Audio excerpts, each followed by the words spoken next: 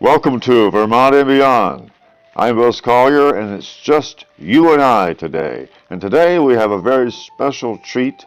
We have three modern-day Lewis and Clark types who spend their free time exploring the forest of America, even in cities where they find real forest, and they explore unexplored land right here in America.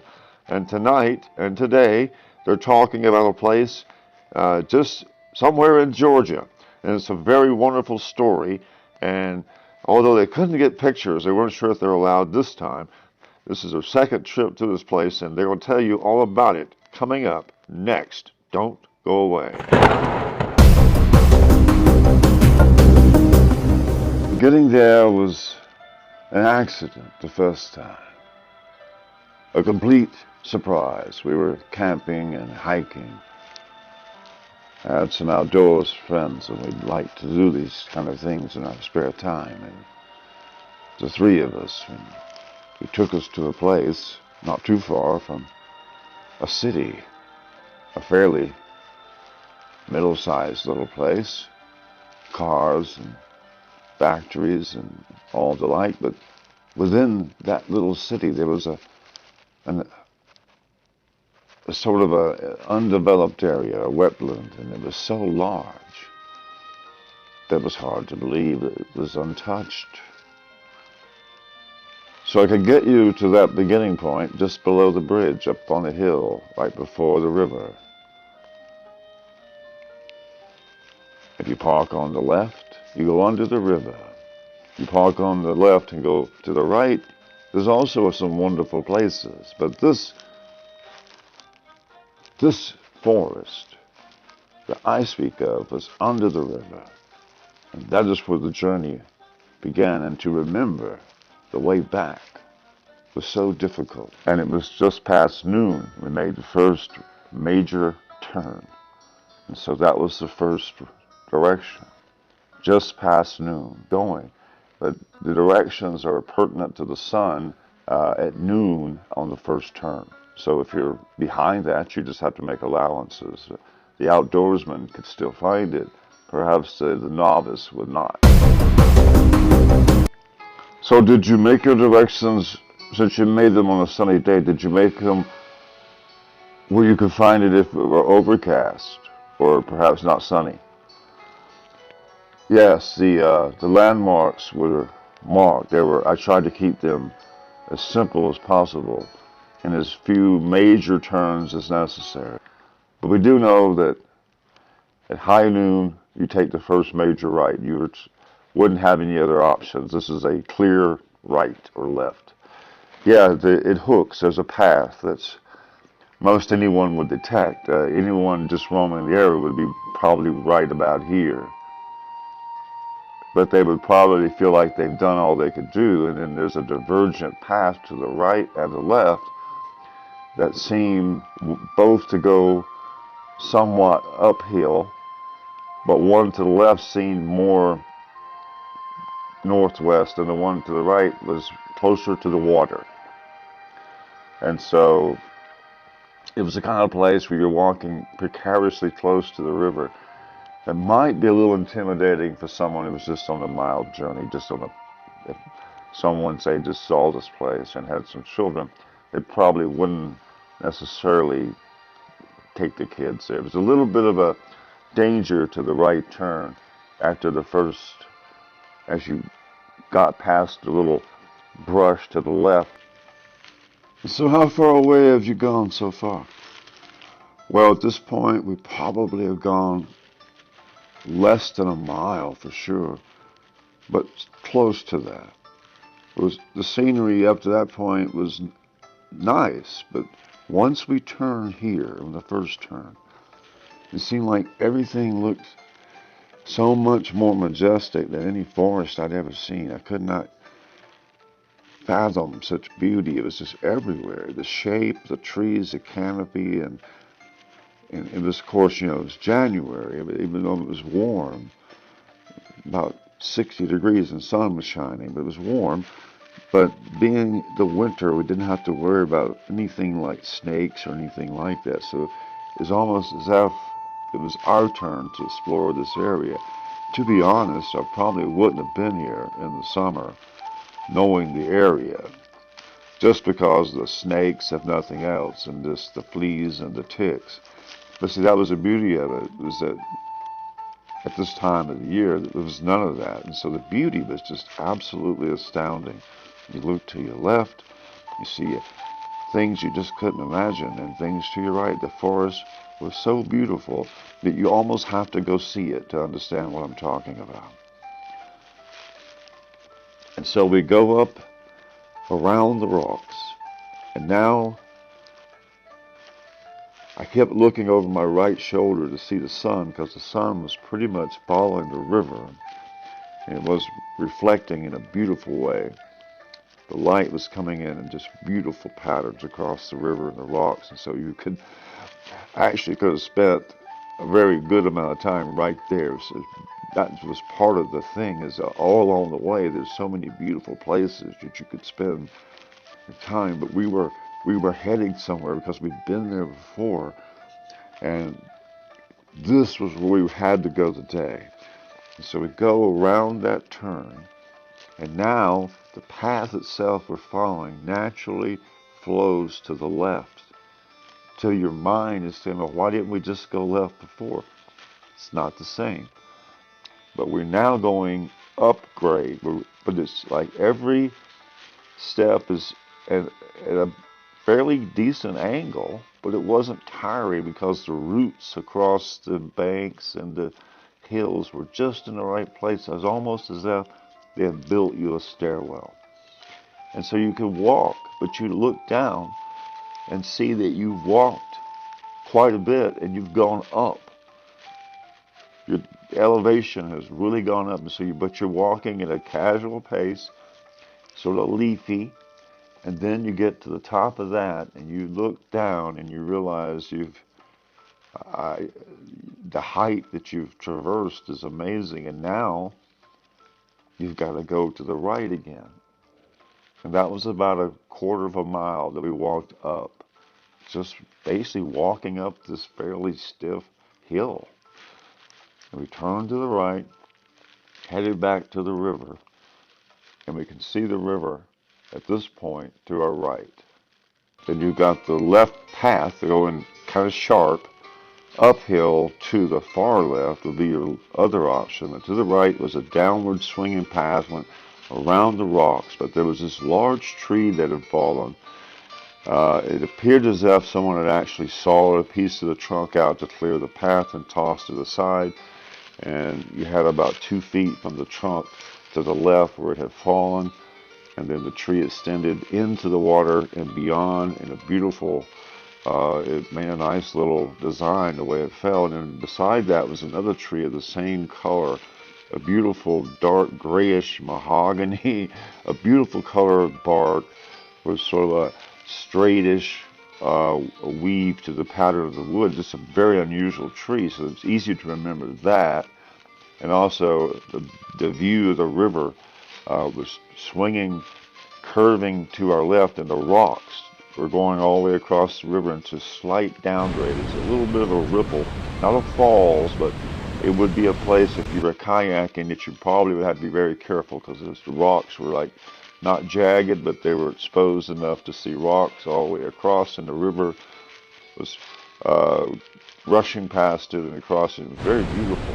And that's where you make the turn.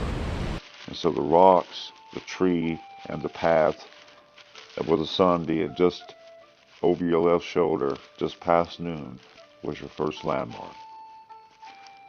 And now the path was becoming extremely interesting. Now, as we'd gotten to the top of that hill that we walked up, to our left, before we went to the right, down to our left was this beautiful sort of ravine, because it was where we had come from, and the terrain there, the underbrush, of course, no leaves, but the beautiful shapes of the bushes and shrubs and the vines and the sticks, some of them had fallen, and just a beautiful thing to imagine walking through. We had to forego that because we were going to this forest that we wanted to see, and it was the most unusual forest that honestly you would have to go back. And so we turned to the right. We could tell the river was close, but we couldn't really see it, but you could see the canopy of the trees separating, and the sun would flicker through, and you could see that maybe a little of the water reflecting, but you weren't really that close to the water in the sense of you walking to the edge, you might fall off. That wasn't a concern. The path was going a little bit away from the water, and we went about another quarter of a mile, curving just slightly to the left after we turned around the bend. And then we had a great clearing, huge clearing. It was a beautiful spot right there. The elevation has gotten slightly lower, then higher, and it clears out, and then right there in this meadow the size of 3 football fields, beautiful green meadow, there's another little hill with 2 paths. And so this path, you take the left. And this left goes through a more wooded area with tall trees. Of course, you understand it's January.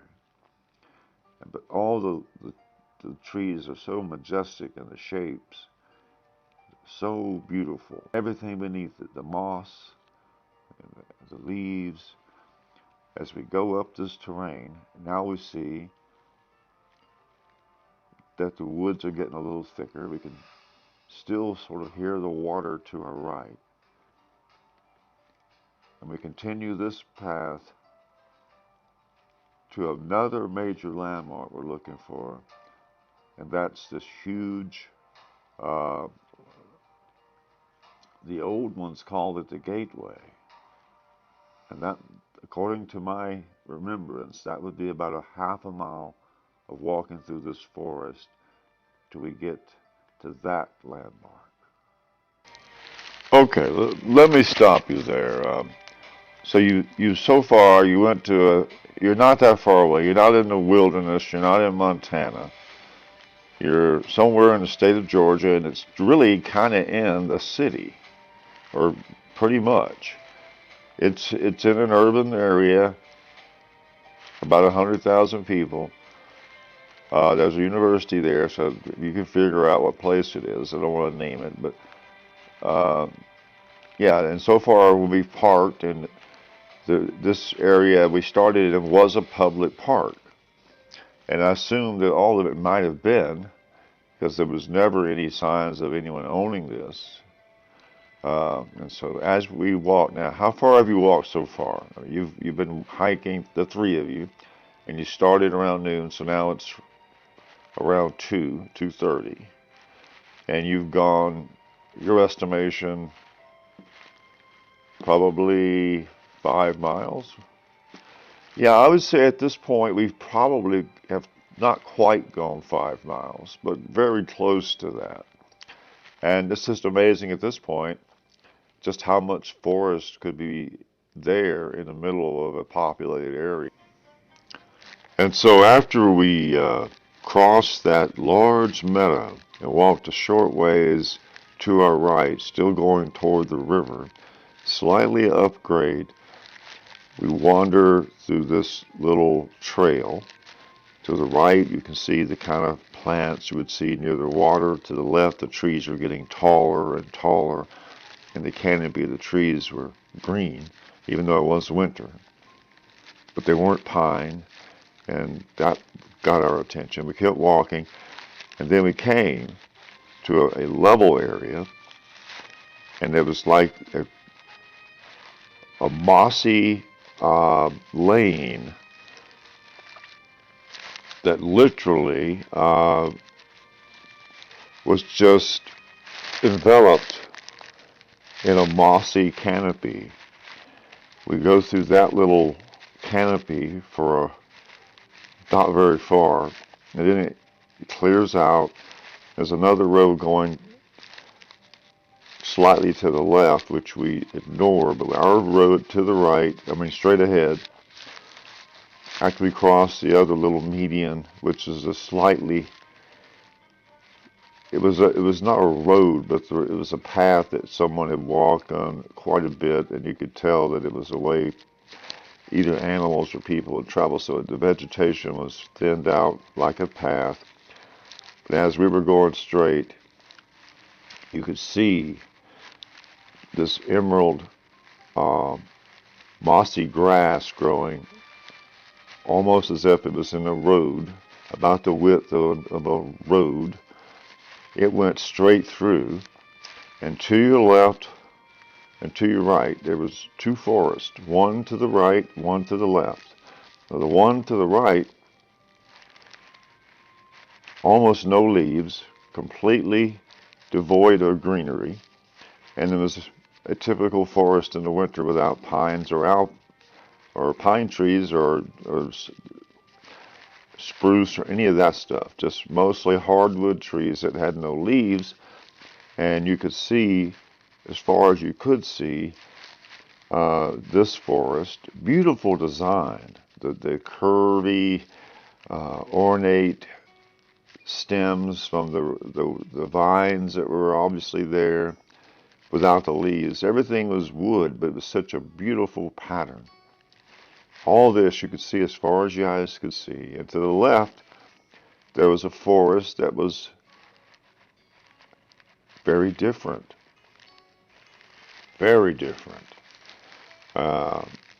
And it turns out that right there, now whether it was planned or whether it was just an accident, but you basically had east and west. You had the forest of North America to the right, and to the left, there was a bamboo forest. It was nothing but bamboo trees.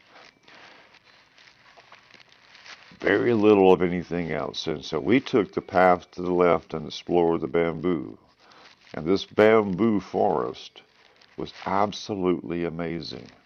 I had never been in a bamboo forest where that was all there was. I've seen bamboo. I know what bamboo trees look like. I know all about them. They're very invasive, and they have root structures that I'm not sure we even know about. But whether it was an accident or on purpose, there was this huge bamboo forest, and that is where we began to explore. So you said this was near a university. Perhaps it was forestry land. They were doing experiments. Perhaps, but it was there, and it was a bamboo forest, and we spent a good hour and a half walking through at least a mile and a half area of it. We're fascinated by it, and we intend to go back. There was just such a dramatic difference between the two forests that it was like making a trip to the Far East, and all we had to do was go across town. The bamboo forest was something everyone should see. I can't describe it unless you've seen it. Everything is straight. There's so much geometry to the terrain. The bamboo goes up straight. It has a little bushy top. It's basically a grass, and so it's almost as if it makes you feel like a grasshopper. The stems are usually green, very hard green. It's bamboo, like you all know. And then when they turn a little age, they turn brown and hollow. Those fall, and all the tree floor, the forest floor has these bamboo of different shades and textures, and it's just fascinating. We were contemplating seeing what we could do as far as maybe constructing something in there without damaging the forest. The trunks of some of those bamboo trees were just like pipes, very hard, and so it's amazing what bamboo can do. It's a different kind of forest. It doesn't have the same vegetation. We didn't see any animals there at all. But our intent was to go back and explore both halves of those two forests. If there were experiments, then perhaps we'll learn something. But what we wanted to do was take our cameras there. We weren't sure if they were allowed on this trip, but what we're going to do is go in and get some really good photographs of the place and show you what we saw instead of just having to tell you about it. So there were no little green men or anything like that. It's just a fascinating contrast of east and west. You found a spot in the middle of the city that had a day's worth of exploration and you had this bamboo forest and a really intricate hardwood forest. It all came in one spot right there, and you found it. And it was not exactly on the map.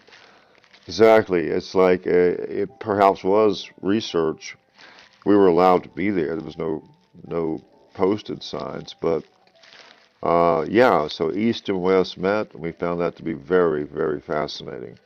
And so now we want to go back and study the bamboo forest for all we can find out. We only got to like a small part of it. It just extended an incredible distance, almost unbelievable, as far as the eye could see. And you know, you can easily get disoriented in a bamboo forest because it becomes almost like an optical illusion. It's really strange. You can't understand it unless you've seen it. And we really thought it was worth talking about, and we're going to be making some trips back with some photographs, as I said. Well, a marvelous journey. Thank you for joining us. This is Buzz Collier. This is Vermont and Beyond. It's just you and I, and today we talked with some genuine modern-day explorers. They spend their free time going to places that you and I probably didn't know existed, modern-day Lewis and Clarks.